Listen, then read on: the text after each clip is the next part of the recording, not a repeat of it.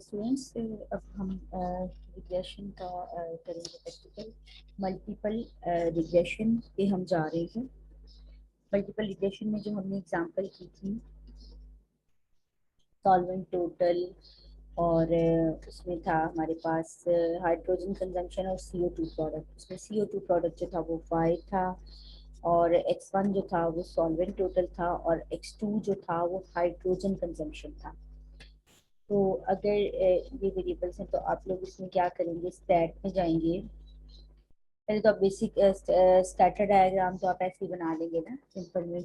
इसमें scatter diagram जब आपने देखनी होती है तो आप एक्स की वाई की X1 के साथ और वाई की X2 के साथ देख सकते हैं। ठीक है, X1 X2 को भी देख सकते हैं। तो ये आप लोग कर सकते हो। इस तरह से मैं डायरेक्ट आप लोगों को यहाँ से करती हूँ stat basic statistics regression, sorry stat regression, और यहाँ से रिग्रेशन में आप चले जाएं। वही जो ऑप्शन हम लोग में यूज किया करते थे, फिट रिग्रेशन मॉडल। ठीक है, ये इसमें जो मैंने पुराना काम किया था वही पड़ा हुआ है क्योंकि फाइल वही खुली है। अच्छा, वाई रिस्पॉन्स वेरिएबल हमारा वाई होता है, वो हम वाई यहाँ पे सिलेक्ट कर लेंगे। अब कॉन्टिन्यूस प्रेडिक्टर, अब X1 जो है इस पे डबल क्लिक करें, ये भी कॉन्टिन्यूस प्रेडिक्टर है, और X2 पे डबल क्लिक कर दें, ये दोनों ही कॉन्टिन्यूस प्रेडिक्टर हैं।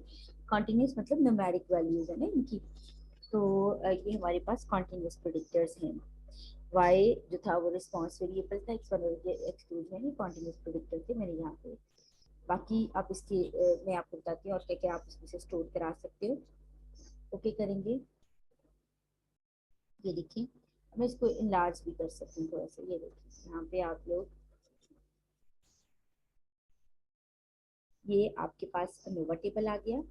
इसमें जो हम लोग मैनुअली कर रहे होते हैं ना, जो मैनुअली हमने किया होता है उसमें हमारे पास रिग्रेशन आता है।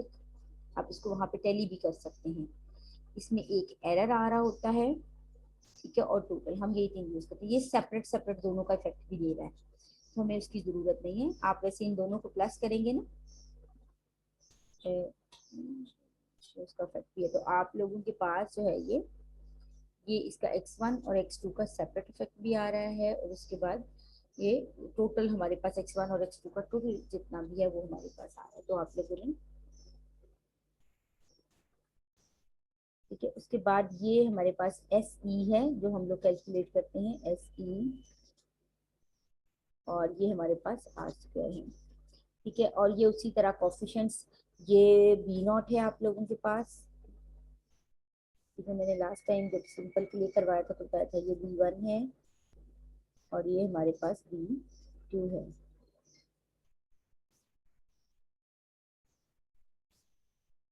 ठीक है, ये स्टैंडर्ड एरर ऑफ कोफिशिएंट, जैसे स्टैंडर्ड एरर ऑफ B0 है ये आपके पास, ये स्टैंडर्ड एरर ऑफ B1 है, और ये स्टैंडर्ड एरर ऑफ B2। ये टी वैल्यू है। ठीक है, ये जो एक लाइन है ना, ये कांस्टेंट जो है ना, ये B0 के लिए, तो एक्चुअली ये इस लाइन में ये टेस्ट कर रहा है B0, beta not equal to 0। ये क्या टेस्ट कर रहा है, बीटा नॉट इक्वल टू 0। ये क्या टेस्ट कर रहा है, बीटा 1 इक्वल टू 0। ये क्या टेस्ट कर रहा है, बीटा 2 इक्वल टू 0। तो ये यहाँ पे टेस्ट कर रहा है। और अनोवा में हम क्या टेस्ट कर रहे होते हैं, beta 1 equal to beta 2 equal to 0। ठीक है, और एंड में आपके पास जो इक्वेशन है वो कहाँ है, ये आप देखिए जरा, इसके बिल्कुल एंड में आपके पास ये इक्वेशन एस्टिमेट होके आ गई है। ये देखिए हमने ये कैलकुलेट भी किया था, 3.52, 01849 और 1.31। तो आप इसको इस तरह से कैलकुलेट भी कर सकते हो। तो जो आप लोगों के पास प्रैक्टिकल का कोर्स है ना, जैसे ये मैं अभी आपको मिनी टैब पे करवा रही हूँ, तो प्रैक्टिकल में आप लोगों को आ सकता है more than 2 variables. Independent variable जो है वो दो से ज्यादा भी हो सकते हैं। इंडिपेंडेंट वेरिएबल जो है वो दो से ज्यादा भी हो सकते हैं, दो भी हो सकते हैं और दो से ज्यादा भी हो सकते हैं, राइट। प्रैक्टिकल के लिए उसमें करना ये होता है सिंपली आप लोगों ने कि आप लोगों ने जितना भी उसमें लाइक जैसे x1 और लेट्स सपोज यहाँ पे x3 भी आ जाता है, यहाँ पे x4 भी आ जाता है, तो आप लोगों ने क्या करना है कि आप लोगों ने जब हम स्टैट में गए थे रिग्रेशन में और फिर रिग्रेशन मॉडल में, तो यहाँ जो x1 है x2 है उसमें x3 और x4 भी आ जाएंगे। यहाँ नहीं आ रहे क्योंकि इसमें डाटा एंटर नहीं है ना, इसलिए वो यहाँ पे भी नहीं शो हो रहे। इसके अलावा आप लोग रिजल्ट्स में अगर चले जाएं या स्टोरेज में चले जाएं, पहले रिजल्ट्स में देख लें आप लोग क्या क्या करना चाह रहे हैं। मेथड बताए एनालिसिस ऑफ वेरिएंस, अगर आप चाहते हैं कि एनालिसिस ऑफ वेरिएंस ना दे आप इसे अनचेक कर दें, वो एनालिसिस ऑफ वेरिएंस नहीं देगा। मॉडल समरी दे के ना दे, कोएफिशिएंट्स रिग्रेशन इक्वेशन आपको दे के ना, ठीक है। तो ये सारी चीजें। अच्छा, इसके अलावा आप स्टोरेज में चले जाए। आप लोगों ने ये देखिए अभी मैं आपको दिखाती हूँ, फिट्स, रेजिड्यूल्स, ठीक है, कोफिशिएंट्स, ठीक है, ओके करें। तो अब आप ओके कर दें जरा, मैंने इसमें क्या क्या किया है, फिट्स, रेजिड्यूल्स और कोफिशिएंट्स, ओके ओके करूंगी। ये देखिए वहां तो जो आउटपुट आई वो आई है, आप अपनी शीट में देखेंगे फिट्स, ये फिट्स हैं, रेजिड्यूल्स हैं और ये कोफिशिएंट्स हैं। ये फिट्स क्या हैं? Actually fits is, what is fits, Y cap, this is Y cap. Residual क्या है? ई आई, ठीक है। तो ये जो चीजें हम लोग वहां पे कैलकुलेट किया करते थे ना, तो यहाँ पे हम जस्ट एक क्लिक पे वो चीजें कैलकुलेट कर सकते हैं। और कॉफिशेंट्स, ये बी नॉट की वैल्यू, ये बी वन की वैल्यू और बी टू की वैल्यू, तो यहाँ से इस तरह से भी आ सकता है। तो जो चीज आप स्टोर कराना चाहते हैं ई आई आगे आपके पास, यहाँ से ले जाके आप वहाँ पे स्टोर करें और आप अपने आंसर भी चेक कर सकते हैं, ठीक है स्टूडेंट्स। तो ये सिर्फ मल्टीपल में नहीं है, ये सिंपल जो मैंने आपको उस दिन करवाया था उसमें भी आप इस तरह से स्टोरेज में जाएं और जो चीज आप स्टोर करवाना चाहते हैं आप वहाँ पे स्टोर करवा सकते हैं, ठीक है। नेक्स्ट हमारे पास है इसी तरह जब हम पोलिनोमियल रिग्रेशन में जाते हैं, एक मिनट, ये पॉलिनोमियल रिग्रेशन में आप लोग सबसे पहले तो ये देखिए मैंने यहाँ पे डाटा एंटर कर लिया, जो पॉलिनोमियल रिग्रेशन एग्जांपल हमने की थी उसका मैंने यहाँ पे आप लोगों को डाटा एंटर करके दिखाया है,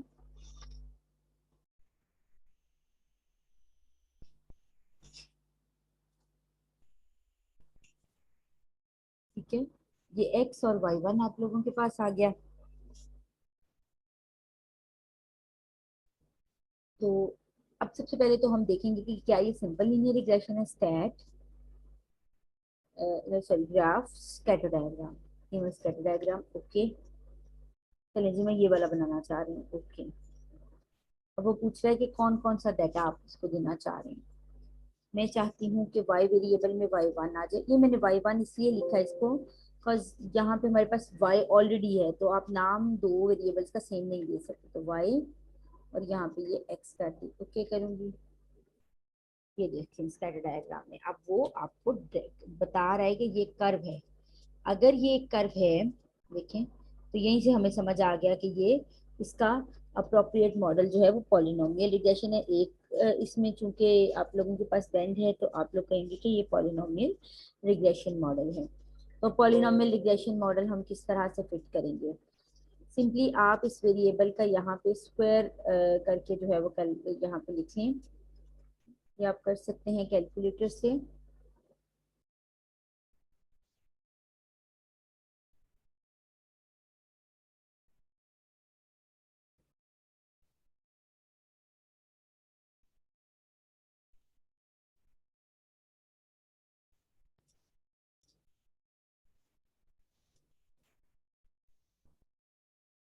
अब जब हमें पता चल गया है कि ये पॉलिनोमियल रिग्रेशन है, ये जो ग्राफ है ये बता रहा था कि ये सिंपल लीनियर रिग्रेशन नहीं है, पॉलिनोमियल रिग्रेशन है। तो पॉलिनोमियल रिग्रेशन में हमने क्या करना होता है, हमने इसे x1 और दूसरे को x2 कहना होता है, ठीक है।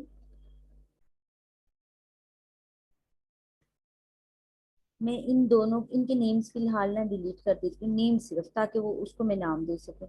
मैंने इसको x1 कहना है तो मैं इसे x1 कह देती हूँ, और दूसरा जो मैं चाहती हूँ x2, टू हो, एक्चुअली वो एक्स टू क्या होगा, वो एक्स स्क्वेयर होगा, ठीक है। तो एक्स स्क्वेयर क्या होगा हमारे पास, अ, मैंने एक्स का स्क्वायर करना है, तो बजाय इसके कि मैं खुद से इसका स्क्वायर करूं, मैं यहाँ से जाती हूँ कैलकुलेटर में, ये CLC कैल्क, यहाँ से कैलकुलेटर सेलेक्ट कर लूंगी, ठीक है।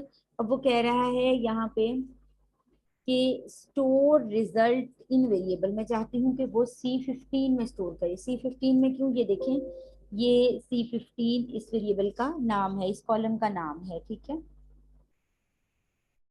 ये आ जा रहा है, यहाँ पे आ रहा है, और मैं किस पे का चाह रही हूँ, मैं चाह रही हूँ एक्स जो टू है ना, उसकी पावर आई, ये देखिए ये कैलकुलेटर में बटन सारे अवेलेबल है, ये पावर का बटन है, उसकी पावर 2 कर दे रहे, ठीक है।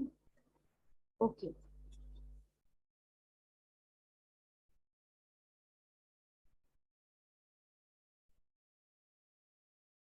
अच्छा वो गलती से आ गया, कह रहे हैं कैलकुलेटर, ठीक है।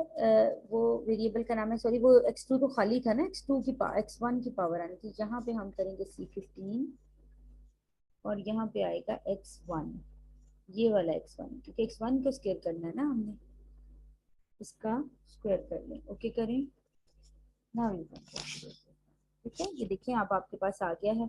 अब सिंपली आप मल्टीपल में जैसे करते हैं इंटरप्रिटेशंस, तो आपको पता होगी, आप स्टैट में जाएं, बेसिक स्टैटिस्टिक्स में, स्टैट्स में जाएं, रिग्रेशन में जाएं, रिग्रेशन और फिर रैंडम, फिर रिग्रेशन मॉडल। तो यहाँ पे Y1 आ जाएगा रिस्पॉन्स में, और X में आ जाएगा X1 ये वाला, और X2 ये वाला, क्योंकि मैंने इनके नाम ये रखे हैं ना आप, ओके। ये आप लोगों के पास वही सारी चीज कैलकुलेट होके आ गई, ये उसने फिर साथ दे दिए, क्योंकि मैंने पहले से वो ऑप्शन चेक की हुई थी, तो अब चाहो तो इसको स्टोरेज में जाके अनचेक भी कर सकते हो। तो ये आप लोगों के पास रिग्रेशन का हो गया, और नेक्स्ट हम लोगों ने करनी है कोरिलेशन, ठीक है। मैं सिर्फ आपको यहाँ पे ये इतना सारा डाटा ऑलरेडी एंटर है, मैं इसको y और इसको x कह देती हूँ, ऐसे y और x कह देती हूँ, ताकि मैं कोरिलेशन भी साथ ही करा दूँ, ठीक है।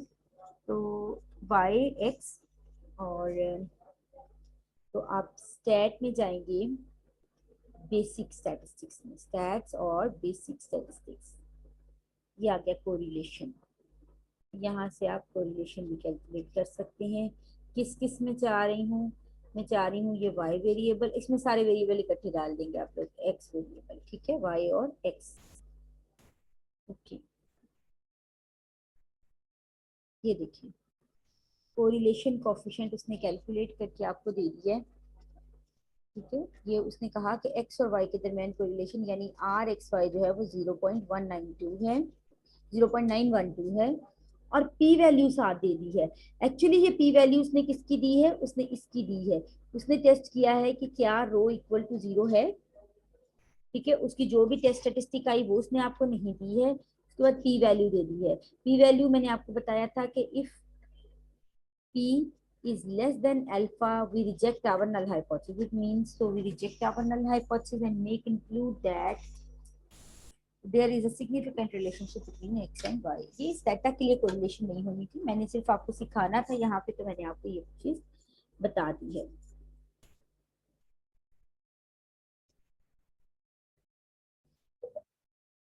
स्टूडेंट्स आप लोग अगर पार्शियल कोरिलेशन करना चाह रहे हो, जैसे थ्योरी में भी है पेपर आपका, थ्योरी का पेपर भी है, तो वहां पे भी आप ये यूज कर सकते हो। देखिए आपके पास है एक्स वन वो लिखेगा नहीं, क्योंकि इनके नाम है ना ऑलरेडी एक्स वन, तो चलिए हम कह देते हैं W1, मैं से नाम बदल देती हूँ, W2 और W3, ये तीन हमारे पास जो है वो वेरिएबल हैं, ठीक है।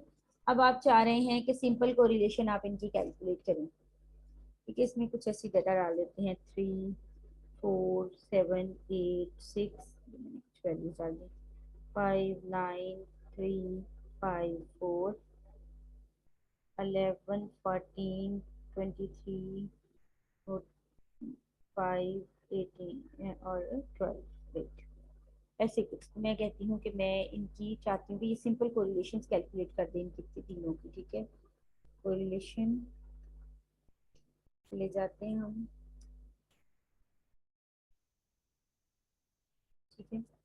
तो मैं चाहती हूँ कि वो करे इसकी W1 W2 और W3 की। देखते हैं वो क्या करते हैं। ये देखें, उसने सिंपल कोरिलेशन तीनों की कैलकुलेट कर दी है, लेकिन की किसकी फॉर्म में है, उसने इकट्ठी करवा ली ना आप लोगों ने। तो वो देखें, ये W1 और W2 की है,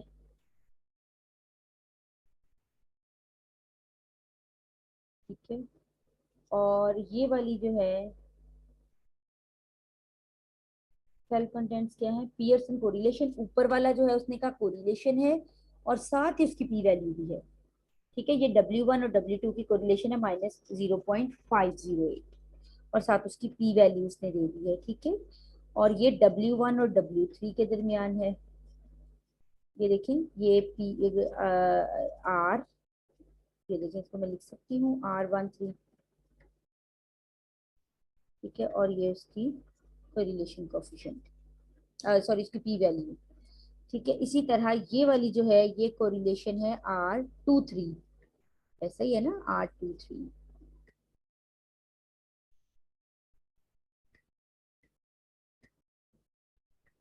ठीक है। और साथ में इसकी पी वैल्यू, और ये वाला जो है ये R12 आ गया। तो आप यहाँ से भी कैलकुलेट कर सकते हैं, पार्शियल के लिए आंसर्स भी आप लोगों के चेक हो जाएंगे।